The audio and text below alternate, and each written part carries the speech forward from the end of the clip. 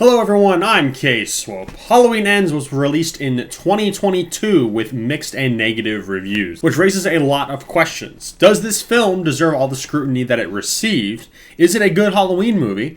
And is it really as bad as some people say? Well, ladies and gentlemen, we're going to find out in this video. Thank you guys all for joining me. What we're doing is the month of October 2024. We are going through one of the Halloween timelines. Here's the timeline graph. We are knocking out the 40 years later timeline. That includes Halloween, Halloween 2018, Halloween Kills, and Halloween Ends. Ladies and gentlemen, we're on the last stop, Halloween Ends. So hopefully, if you guys haven't watched my previous videos, please do that. And hopefully you guys have enjoyed those. We're diving into the Halloween movies, talking about that. Next Halloween time, I'm probably going to take on a new timeline. So I'm very, very excited for that as well. But I figured, you know what? Let's go ahead and do the most recent timeline this October. So, with that being said, we're of course reviewing Halloween Ends here. So, if this is your first video tuning in, here's how this review is going to work.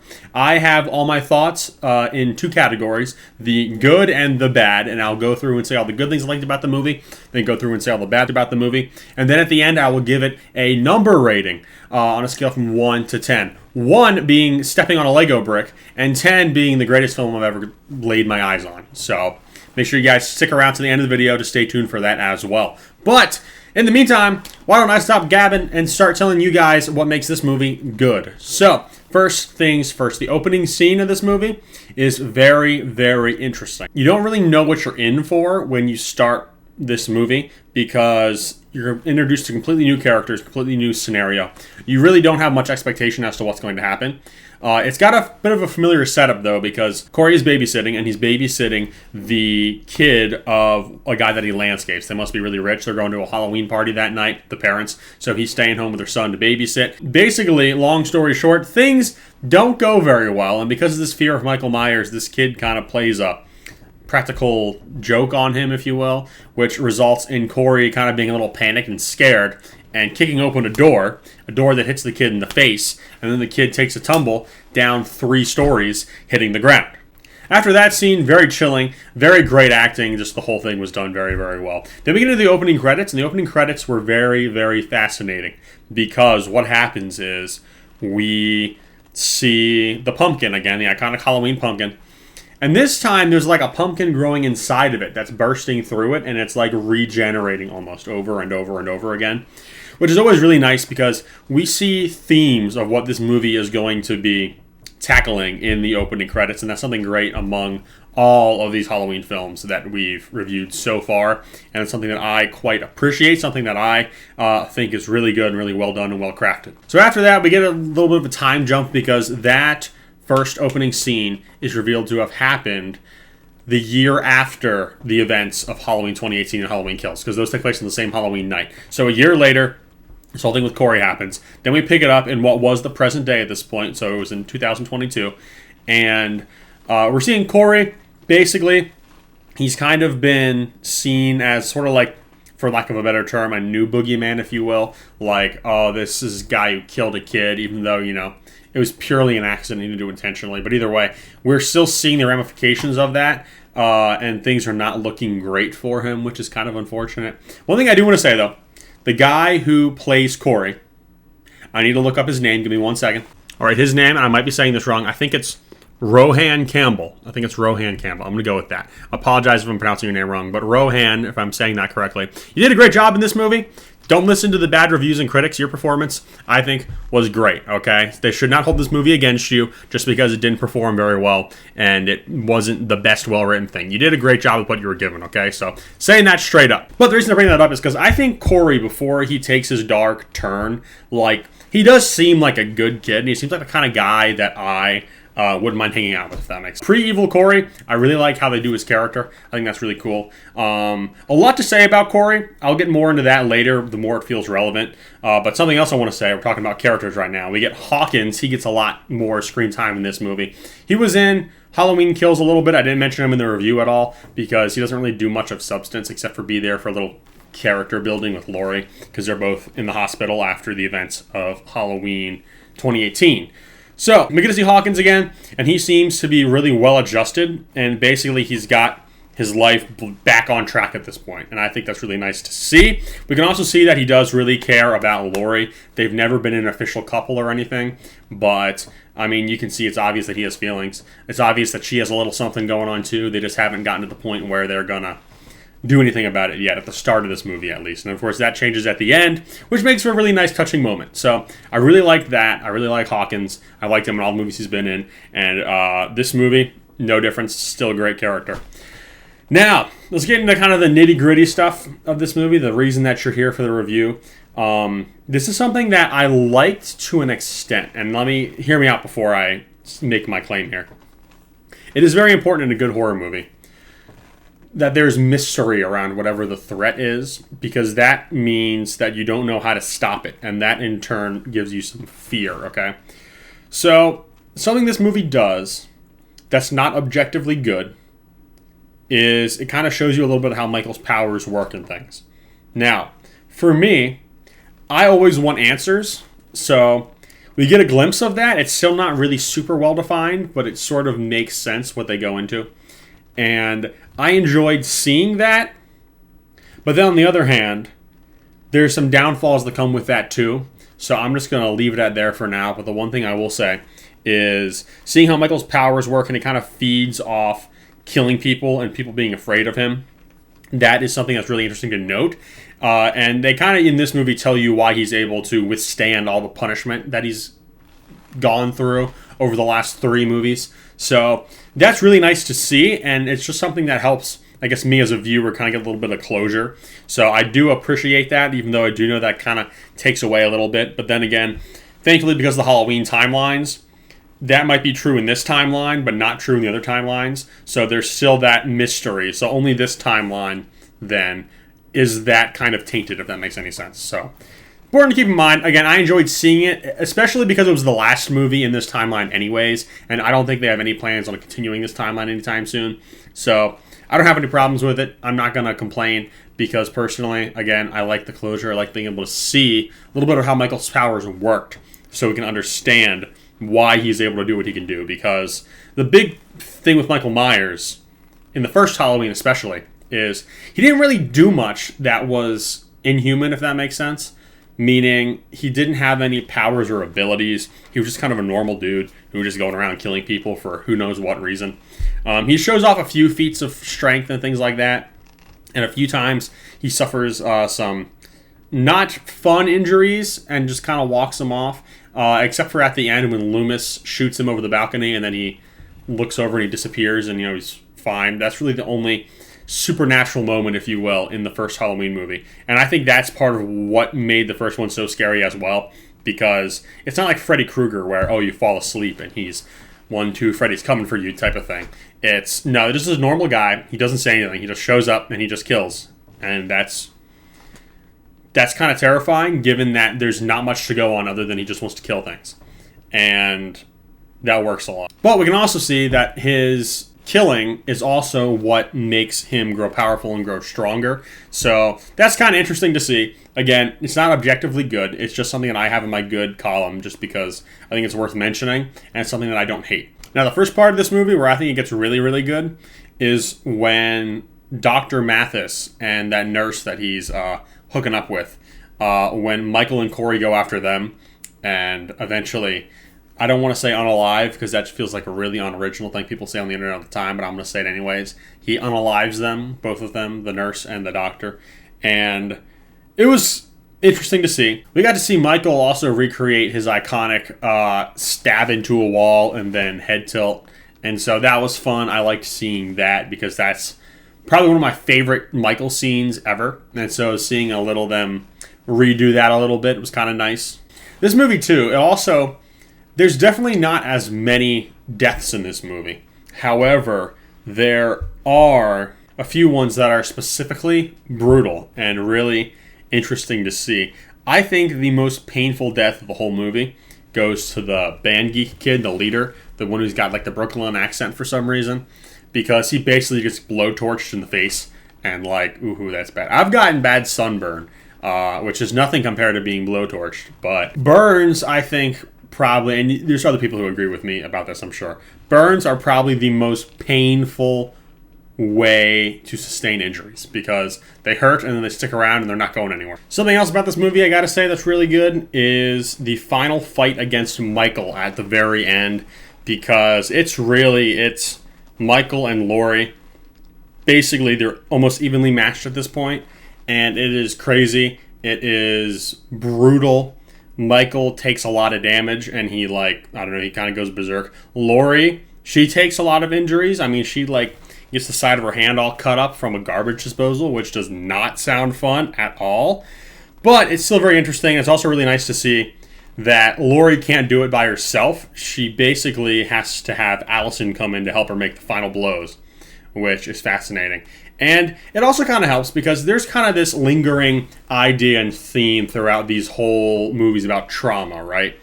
And it's kind of cool to see that because with trauma, with generational trauma and stuff like that, it helps to always have someone there to help you through it, if that makes sense. So I think there's a little bit of parallel potentially between Allison being there to help finish off Michael, as well as Laurie, she's trying to move past the events that took place 40 years ago, and she's not able to officially put an end to it until she gets help, if that makes sense. So yeah, maybe it's a bit of a loose thing I'm trying to pull, but maybe there's some parallel there, maybe there's not. I don't know what's intended, but either way, I mean, if you want to look at it like that, you can. That's kind of, it comes to my mind, but I'm not taking it as gospel or anything like that. It's just a thought that I got.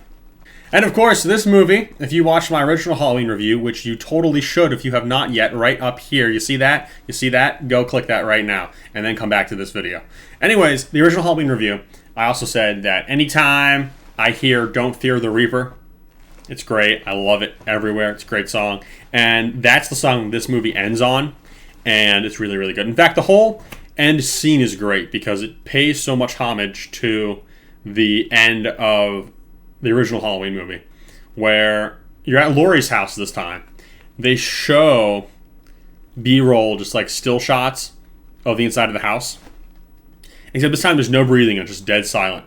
Until Michael's mask, which Laurie has sitting on her coffee table, it's there, and then next thing you hear is just the opening guitars from Don't Fear the Reaper.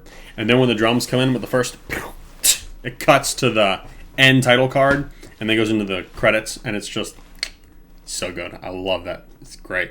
Something else worth bringing up too. I saved this for the end of the good stuff because it's going to take me a little while to describe, but it's taken me, I've seen this movie, I believe I saw it in theaters when it came out. I watched it again last year, so this is my third time watching it. And something that really stuck out to me in this movie is the messaging, because I think what the messaging is, what the movie's kind of trying to say, you can have a societal role, if you will, cast upon you. So, for example, Corey. He was inflicted with the accidental death of the kid he was babysitting. Everyone looked upon him like he was a terrible person, even though it was purely an accident. But he still kind of couldn't get away from that, which is also very similar to kind of what happened to Laurie that we saw throughout the last two movies. We see Laurie, she went through this traumatic thing with Michael, and she basically couldn't let it go, and she eventually became town hermit, basically. And it's interesting because both of these characters, Corey and Laurie, that kind of rhymes too. I wonder if that was intentional now that I'm thinking about it. I don't know. Anyways, Corey and Laurie, they both have this, and that's kind of, I guess, what ties them together. Corey basically just decides to give in and fold in. It's well, this is basically what I'm being told to be, that I am, so I might as well be it, if that makes sense. Whereas Laurie's learning the lesson that she doesn't have to be it. Because she has been afflicted with this trauma from her time, she does not need to let that define her. And we kind of see a little bit of that arc take place before the movie begins, but I think we really get to see it by the end of the film, after, they defeat Michael. Whereas Corey, again, he was afflicted with this thing, but instead he decides, okay, if everyone sees me as a monster, I'm going to become a monster, because that's what the people want. And that'll just make things so much more simple and easy for me. So it was really fascinating. It's, I don't know, it's kind of about self-fulfilling prophecies and things like that. So yeah, very interesting, very fascinating. It's definitely a lot to chew on and a lot to think about, I think. But again, it's not really super defined in this movie, but that's the biggest message that I kind of take from it, is, can you rise above what it is people say about you and think about you and become something more, I guess, is really the idea. And that is all of the good things that I have about Halloween Ends. Now, Halloween Ends has also plenty of bad things I can talk about, so we're going to go ahead and dive into those. The first thing being, Laurie's character arc makes absolutely zero sense. Now, I complained in Halloween 2018 how Laurie was all caught up and afflicted by this thing that happened to her 40 years ago and she can't move on and move past it and stuff like that. I thought it was kind of stupid. Well, then if you look at Halloween of 2018, which is where Halloween 2018 and Halloween Kills both came out, okay? Both those movies take place in that year on that same day. The same night, Laurie lost her daughter, her son-in-law, and a bunch of people of Haddonfield also bit the dust. It does not make any sense to me that now, out of all times, she decides to flip the switch and be like, okay, I'm going to go full, I mean, not really housewife, but full, like, supportive grandma. I'm going to finally cast off. That is just the opposite of what she should be doing. She should have been like this at the beginning of Halloween 2018. And then she descends. Basically, let's put it like this. Her character arc should have been the other way around. This should have been backwards. What should have happened is she moved on from it, but it was still kind of part of her past. And then after the events of Halloween 2018, with everyone important that she loves dying, then she becomes the crazy hermit lady. And then after the crazy hermit lady stuff, and they defeat Michael, then she can go back to realizing that she has more control and that this existential threat has been gotten rid of. So, again, that makes zero sense to me. And the order in which they chose to show Laurie's character arc is just completely backwards. Something else in this movie, a bit of a nitpick, but the bullies being band kids is so weird because how many band kids do you know that are bullies, okay? I don't know. That seems weird. That's not like, band kids don't have the reputation of being bullies, so seeing that was just kind of weird. Another thing in this movie that's not great is how, I guess, Michael passes down his evil and his abilities to Corey for a little bit. Because we see Corey as he gets more violent and he starts doing the slashy slash like Michael. How not so much that his pains and ailments go away as much as it does, he doesn't feel them, if that makes sense, so they don't really stop him. So we see that. It doesn't make a whole lot of sense to me because why are they just introducing this now, okay? Like, I don't dislike this idea. I think it's a really fascinating idea. We see it in this movie, quite well fleshed out, and in Halloween 4, at the end of Halloween 4, different timeline, I know, but at the end of Halloween 4, we get to see a little sneak peek of that and what that might look like. I'll save my thoughts on that to the Halloween 4 review. But we see that here, and I'm thinking to myself, why wasn't this idea introduced earlier on? Because if it was introduced earlier on, it would make this movie a whole lot better. Because really, the problem with this movie, the whole writing and everything, is they introduce so many new ideas, and they almost forget that this is the end of the Halloween trilogy that Blumhouse was making. And that's where the problems come in. Because the passing down evil thing, I think that's really interesting. I think the whole story with Corey and all that stuff and the whole subject matter and messaging is very, very interesting.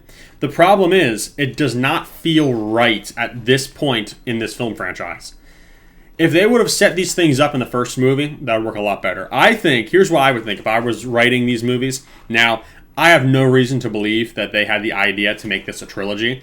I firmly believe, even though some people might report and say otherwise, I firmly believe that Halloween Kills and Halloween Ends were literally just greenlit because they made so much money off of the first one, because that's how Hollywood works, baby. But what I would have done is I would have made in Halloween 2018, okay, Dr. Sartain. I think it'd be cool if he was basically almost like Michael's number one pick to become evil, and that's why, you know, he would have stabbed Hawkins, but then he would take off the mask and, you know, try to be controlling Michael. Michael doesn't like that, so he gives him the crushy crush. There's that. I would have done that. And then in Halloween Kills, what I would have done, instead of Michael wandering around aimlessly, just kind of stacking up a kill count, I would have had Michael kind of intentionally looking for someone he could pass his evil off to, if that makes sense, but not being able to find anybody. And then that would make sense then as to when he runs into Corey, why he does it to Corey. Because it's like, okay, this is the guy that I can feed my power and fear to. And I think that would have made a lot more sense and would have been a lot more satisfactory. On a completely different note, something else I didn't like is that everyone in Haddonfield is such a jerk, it seems like. Other than like main characters like Hawkins and Laurie, Allison, blah, blah, blah. It's like everyone else in this movie, except for Corey's stepdad, they're all just like complete a-holes, honestly. It's like they're really, really annoying and ungrateful, and they're blaming all of, the main characters who, most of them at least, don't deserve blame for stuff. Treating them like trash the whole time, it almost feels like. And I'm like, this is weird. I don't know how or why they're doing this. I'm sure there was a reason behind that, because I feel like it ties in with the theme somehow. I just not exactly sure how. The other thing, Allison and Corey's relationship is kind of weird. Like, I don't quite get it. I feel like Allison is just really horny. I don't know. I guess she just sees Corey as this sort of mysterious, kind of like dark figure, and that kind of turns her on, if you will, kind of like vampires do for all the Twilight fans.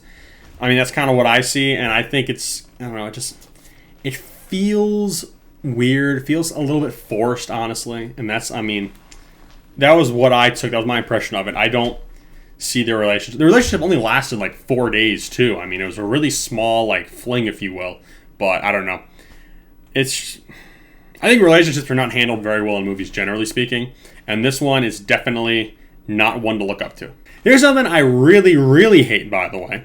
So there's the scene where I think it's on Halloween Day, when Corey decides, okay, I'm going to go on my own little rampage here. The first thing he does in the morning is he goes back to the sewer where Michael is, and he literally manhandles Michael and fights him off like fisticuffs, and takes his mask and goes off with it. Now, there's a lot of problems with this. For one, why the frickin' heck can Corey manhandle Michael Myers, okay? Because Michael Myers, we've seen him multiple times just lift people up with one hand, crazy stuff like that, and yet, for some reason, this, 20-year-old guy can just wrestle. Now, I get Michael's old, don't get me wrong, but also, we've seen that he's got this almost supernatural strength and abilities and, durability and stuff. How on earth can Corey beat him up enough to steal his mask and run out, okay? That, for one, is completely stupid. And then what else is completely stupid is this whole trilogy puts so much emphasis on Michael's mask when his mask literally does not do anything. It doesn't change anything. Michael likes his mask. I get that. I understand that. So, back in Halloween Kills, when Michael got his mask taken from Karen and she leads him to the mob, I understand him wanting to go after it because, if he just likes the mask, I mean, that's fine. He can like the mask. That doesn't really change much. But the fact that Corey thinks he needs the mask for some reason, that is so gosh dang stupid, and I hate it. Take a breath and cool down a little bit after that rant and talk about something that's a little less, I hate it a little less, but it's still kind of distracting. But there are a lot of jump cuts in this movie that kind of throw me off. Here's some, I can think of half of an example. So there's a scene where Corey's in the house, and he's at the piano, and he's got the chimney sweep thing, and Laurie was there, and she kind of vanished, and he went into the room where she was for whatever reason, I don't know what, and she's not there. He gets mad, and you can see that he's about to slam the piano with his chimney thing, and it just sound hard cuts to something else, and I'm like, that was abrupt. And they do that multiple times in the movie, and I think that's kind of distracting, honestly. I don't think it's a net positive. Something else on my notes, too, I want to circle back to is, this is really, I think my biggest problem with this movie is that it's just a very disappointing ending to what would otherwise be a really good trilogy or quadrilly. I don't know, group of 4, okay?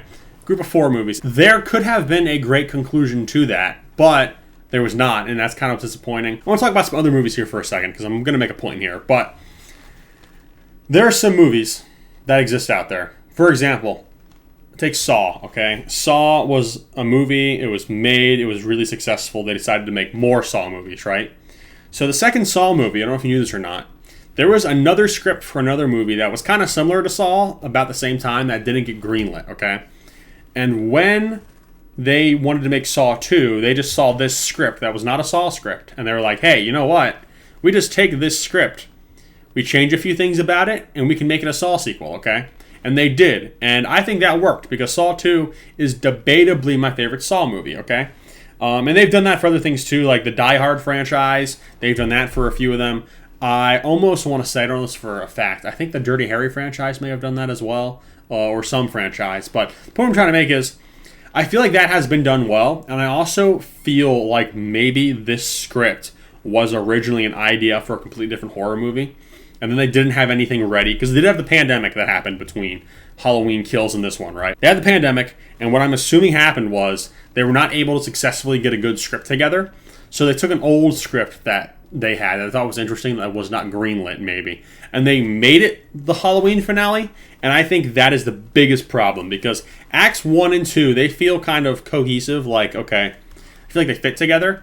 And then act 3, they basically just hard stop all that stuff and then get to the big fight with Michael and Laurie at the very end, and it just feels so off. Like, it feels like 90% of this movie is telling a story that has very little to do with the previous Halloween stuff.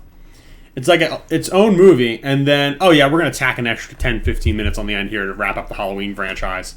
And that's kind of the vibe, the feel I get. That's kind of my biggest problem with it. But I'm going to go ahead and move into my conclusion. Before we do, though, hey, if you like this video so far, please feel free to give it a like. If you have any comments about anything I previously said or I'm about to say, please drop a comment as well. I love reading your comments. If you have anything you disagree on or anything you think I missed, I'd love to hear what you have to say about that. Also, hey, if you like this video, you want to see more like it, hit the subscribe button. I'd greatly appreciate that. And if you want to keep following me other places, I have links to my Instagram, X, and Letterboxd. So go check those out as well. But I'm going to move into our conclusion now. In the end, Halloween Ends is one of my favorite movies to talk about. However, my opinions boil down to this. I love a lot of the ideas in this film. However, they introduce way too many of these ideas so late in the game, in this franchise, in this trilogy that Blumhouse makes, that it just makes zero sense for them to introduce these ideas now. And to be quite frank, it makes the whole trilogy really fizzle out. It started off really strong, and then just kind of, yeah, it fell off, really, to be quite honest. So, all of that being said, I, K Swope, give a 5 out of 10. And ladies and gentlemen, that is my review of Halloween Ends. Thank you guys so much for watching. Again, you like this video, make sure to drop a like, leave a comment if you have anything to introduce or any ideas that I maybe missed or things that I failed to see. Also, make sure you subscribe as well. I would greatly appreciate that. Trying to build things up, trying to build up my YouTube and online presence overall, so I would appreciate any help and support I can get. I'd love to eventually be able to make money off YouTube, because I think that would be a really fun, engaging, and fulfilling career path potentially. So, if that's something that you want to help me support, hey, I would appreciate any type of engagement, likes, subscribes, comments, all of that good stuff, or any ways that I might be able to improve. I would appreciate hearing that from you as well in the comments. So, all that being said, thanks again for watching, and I will see you in the next one.